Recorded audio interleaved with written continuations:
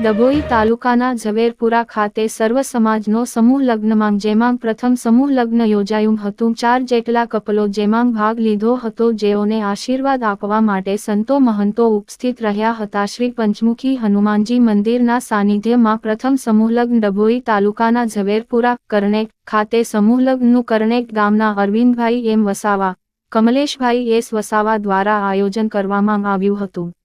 આ સમૂહ લગ્નમાં જિલ્લા પંચાયતના ઉપપ્રમુખ શ્રી અશ્વિનભાઈ વકીલ તેમજ સમસ્ત વસાવા સમાજ ગુજરાતના ઉપપ્રમુખ શ્રી ચીમનભાઈ સાથે સમસ્ત વસાવા સમાજની ટીમે હાજરી આપી અને પ્રસંગની શોભા વધારી હતી।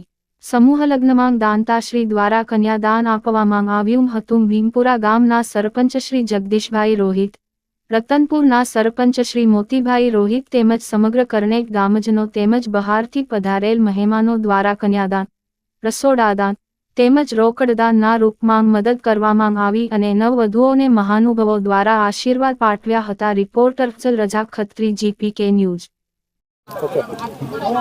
પ્રથમ સમૂહ લગ્ન ઝવેરપુરા પંચમુખી હનુમાન મંદિરના નવનિર્માણ થનાર સાનિધ્યની અંદર આ એક સમૂહ લગ્ન થઈ રહ્યું છે।